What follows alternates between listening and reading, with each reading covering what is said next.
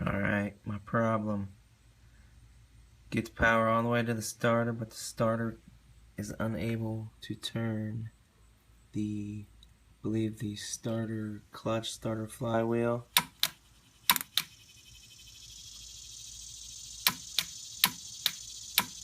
Just seems like it's stuck.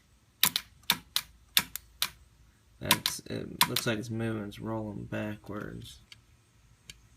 It's not really moving forward. It can roll backward.